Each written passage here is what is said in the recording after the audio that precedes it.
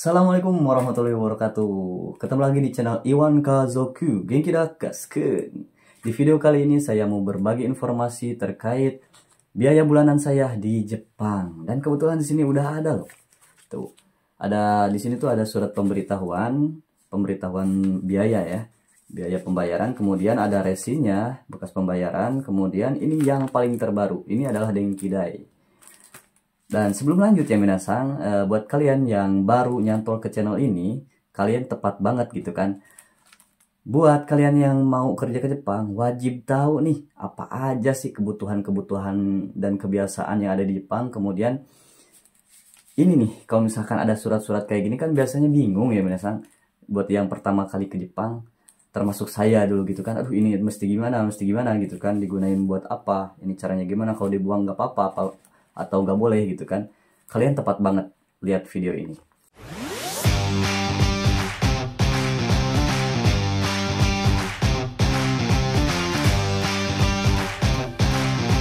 Ini nih, jadi ini tuh Denkidai ya minasang. Denkidai itu adalah biaya tagihan listrik ya. Kemudian ada Gasudai. Gasudai itu adalah tagihan gas. Dan ada satu lagi Suidoryoking ya. Suidoryoking itu adalah tagihan air ya minasang. Jadi ada 3 komponen ya yang wajib kita bayar kalau misalkan kita kerja di Jepang, tinggal di Jepang gitu ya minasang. Yang pertama di sini ada Gasudai ya minasang. Ini nih Gasudai. Jadi kalau di Jepang itu sebelum ke resi pembayaran gitu kan, kita itu 5 hari sebelumnya atau seminggu sebelum resi datang itu ada pemberitahuan terlebih dahulu berupa kertas kayak gini. Ini juga mirip resi sih ya. Kalau bahasa Jepangnya itu apa ya faktor itu, Denpyo atau apa gitu ya, lupa lagi saya. Ini ada Gosyoryo ya, yang artinya itu jumlah penggunaan. Di sini tertulis dulu, ini yang terbaru ya, terbaru sekarang ya, 9,3 mm kubik, gomen. 9,3 meter kubik ya minasang. Dan di sini ada jumlah harinya juga ya, 30 hari di sini tertulis. Nah, buat minasang nanti kalau misalkan dapat yang kayak gini, kalau udah tinggal di Jepang gitu ya, jangan dibuang minasang. Emang sih ini nggak digunain karena ini bukan resi buat pembayaran ke kombini ya. Tapi ini buat acuan kita nih, kalau misalkan kalian tinggal bersama teman-teman kalian, itu kan bisa dibagi rata tuh. Kalau misalkan bertiga, berdua itu bisa dibagi 3 atau dibagi 2 gitu kan jumlahnya. Dan ini di sini tertera ya, jumlah pembayarannya itu ada 8.069 yen. Kayak gini ya, 8.069 yen. Oke, maaf ya terbalik, ini soalnya pakai kamera depan. Ini itu kalau dirupiahin berapa ya kira-kira? Kurs sekarang ya sekitar 900 ribuan lah ya. 900 ribu itu dalam 1 bulan. Karena apa? Ini itu kita udah ngirit banget minasang. Jadi yang mempengaruhinya itu yang pertama itu dari maaf ya. Yang mempengaruhi harga melonjak atau enggaknya itu yang pertama dari ondo, suhu ya. Misalkan kalau kalian mandi di suhu yang tinggi 42 ke atas itu biasanya lebih mahal minasang. Jadi saran saya kalau misalkan di musim semi atau musim panas itu lebih baik ondonya itu atau suhunya itu diturunin aja ya. Sekitar 40 lah, kalau nggak 39 gitu kan. Dan kemudian untuk menekan pengeluaran juga, pengeluaran di gas, ini kan lagi ngebahas gas dulu ya. Kalau misalkan kita lagi mandi, sebaiknya tuh nggak usah pakai opuro lah ya. Kecuali kalau misalkan sebulan 2 kali itu wajar lah. Kalau misalkan tiap hari pakai opuro kebobolan minasang. Beneran deh. Dan untuk kehidupan gitu kan ya, bukan kehidupan, untuk biaya hidup gitu, biaya hidup antar musim gitu ya, musim dingin, musim semi panas, dan musim gugur itu biasanya berbeda-beda minasang. Tapi antara musim semi panas dan gugur itu nggak terlalu jauh beda. Yang sangat membedakan itu antara musim dingin dengan musim-musim yang lain gitu. Kenapa disebut seperti itu? Karena kalau pas musim dingin minasang, otomatis kan kita cuacanya tuh karena cuaca dingin gitu kan, kita pasti kedinginan minasang. Maka dari itu kita kalau mandi itu biasanya di suhu 42 derajat gitu, air panasnya ya, 42 derajat atau 43. Karena kalau misalkan di 40 itu nggak kerasa gitu ya. Bukan nggak kerasa sih, emang kerasa panas. Tapi kalau misalkan udah agak tekara gitu kan, udah apa?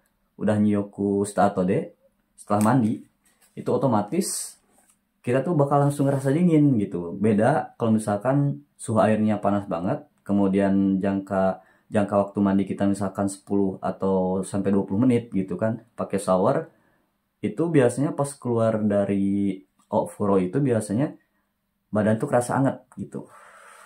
Paham kan minasang? Ya kalau belum paham coba dulu aja ya nanti kalau udah di Jepang. Nah terus kemudian minasang ada lagi apa sih? Oh ya, kenapa sih kan gas itu saya kira cuma buat kompor-kompor aja? Nggak gitu minasang. Kalau di Jepang itu jadi air panasnya itu pakainya pakai gas minasang. Pembiayaan, jadi biaya gas itu udah termasuk yang kompor buat masak gitu kan, kompor, kemudian buat air panas itu pakainya gas. Jadi gas di Jepang itu ada yang pakai tabungan yang diantar jemput gitu kan dari perusahaan, kemudian ada juga yang langsung dialirkan dari pemerintah. Nah kalau saya ini termasuknya yang langsung dialirkan ke pemerintah, bukan kayak tabung-tabung kayak di Indonesia gitu kan. Di sini juga ada yang pakai tabung tapi jarang gitu. Kebanyakan yang udah langsung ada aja gitu kan, di bawah tanah itu udah ada pipanya yang langsung menyalurkan ke setiap titik kayak gitu. Yaps, pembahasan gas udah nyampe situ ya. Udah jelas ya. Dan kayak gini nih. Kalau misalkan kalian nanti menemukan yang warna pink kayak gini, ini itu buat resi pembayarannya minasang. Ini jangan dibuang ya. Ini wajib banget kalian bawa ke kombini ya, ke kombini buat bayar gitu. Nah nanti ya kita bahas.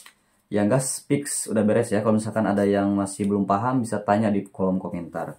Kemudian yang kedua ada di sini tuh Denkidai ya. Oke, Denkidai. Biaya listrik masih disegel minasang tuh, masih disegel ya. Kita buka dulu.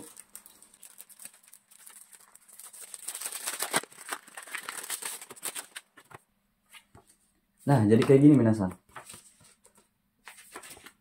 Di sini tuh ada listrik ya. Tulisan, oh iya, betul.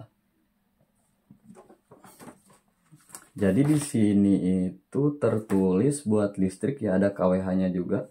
114 kWh. Ya.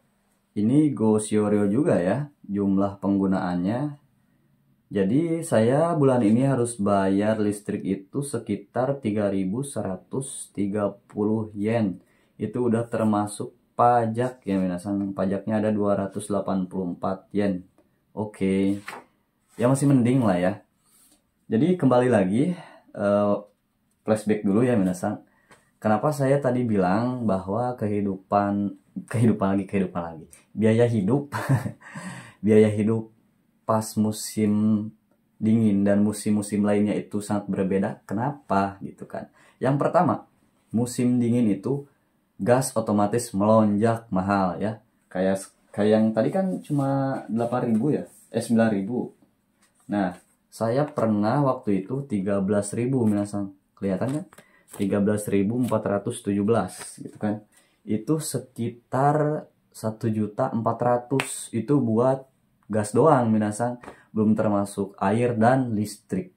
Nah kemudian ada juga spesialnya ini untuk air ya. Jadi untuk air itu enggak per bulan minasang, tapi 2 bulan sekali. Datangnya itu 2 bulan sekali gitu kan. Si air itu, kalau air sih masih mending, nggak terlalu mahal gitu ya minasang. Yang paling mahal itu adanya di gas. Kemudian kalau listrik di musim dingin, kenapa sih bisa jadi mahal? Bisa beda di kayak musim-musim yang lain, kayak musim semi, musim panas dan lain-lain gitu kan? Karena kita itu selalu pakai dambo minasang. Meskipun misalkan sekarang kita jadwal nih sehari itu cuma 2 jam, misalkan pagi-pagi 1 jam dan malam sebelum tidur 1 jam. Karena kalau misalkan siangnya kita itu kerja. Dan kalau kerja, alhamdulillah kalau saya kan di dalam ruangan itu selalu terjaga suhunya. Kalau misalkan musim panas pakainya AC, kalau misalkan musim dingin pakainya penghangat gitu kan minasa.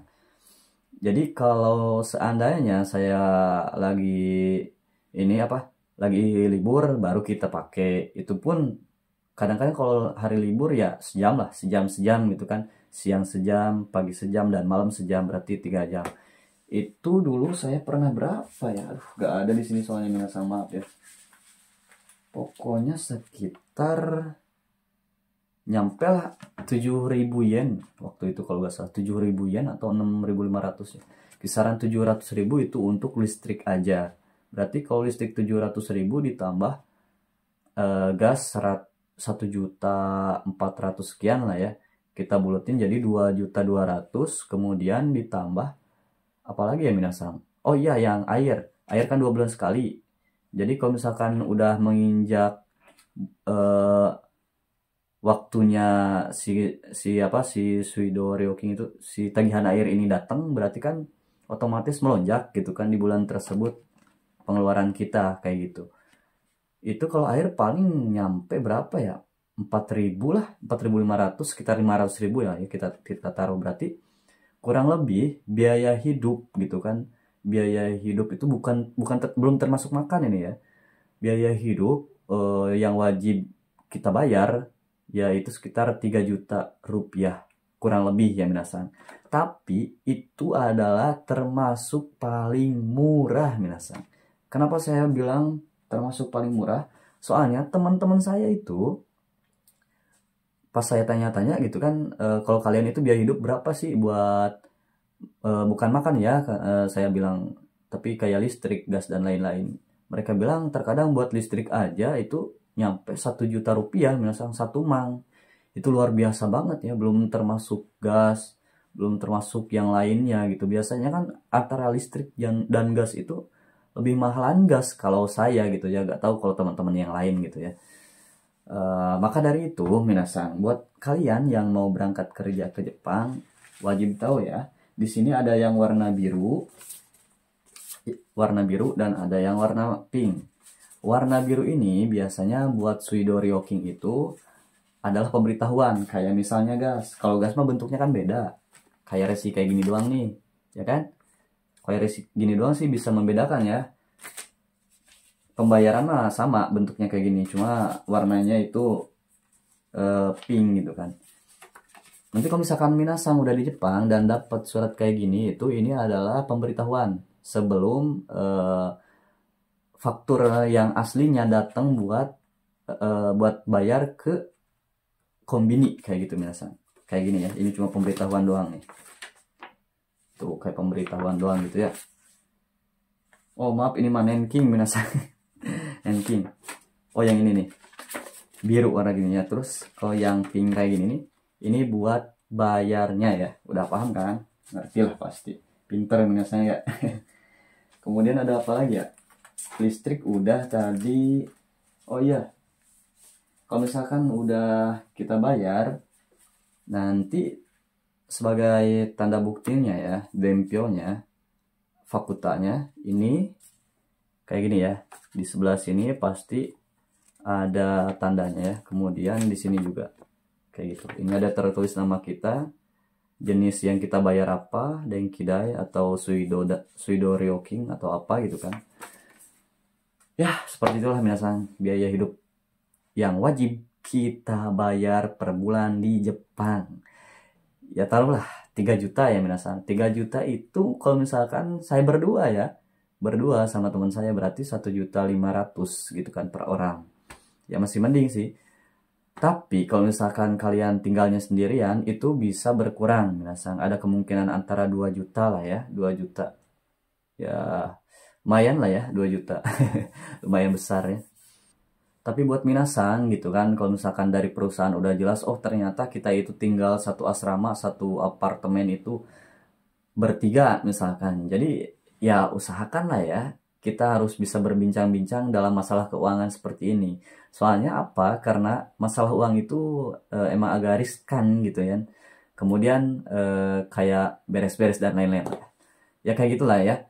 Nanti teman-teman di video selanjutnya saya juga mau ngasih saran ke teman-teman kalau misalkan kita tinggal bareng sama orang lain itu baiknya kayak gimana, komunikasinya kayak gimana gitu kan. Ini bukan masalah di pekerjaan aja, tapi ketika kita tinggal di satu asrama pun ketika banyak orang itu terkadang banyak miskomunikasi gitu kan, karena tiap kepala itu kan beda-beda minasan kayak gitu ya. Makasih banyak yang udah nonton channel Iwan Kazoku. Jangan lupa like, komen, dan subscribe. Kalau misalkan bermanfaat, bisa share video ini ke teman kalian. Dan nyalain juga ya loncengnya, soalnya nanti kedepannya saya mau share-share juga ya pengetahuan yang lainnya buat kalian gitu kan, yang belum berangkat ke Jepang, dan bahkan yang udah ke Jepang pun yang awal-awal pasti belum ngerti gitu kan ya. Maka dari itu saya bikin video ini. Kalau misalkan ada yang kurang, mohon maaf ya, karena ini memang video pertama kali saya gitu, pertama atau kedua kali lah ya berbicara kayak gini, eh, Setsume kayak gini gitu kan, terkait apa sih yang kita butuhkan, hal-hal penting, hal kecil tapi penting gitu kan, yang bisa saya share kepada minasan semua. Makasih banyak yang udah nonton channel Iwan Kazoku. Bye bye.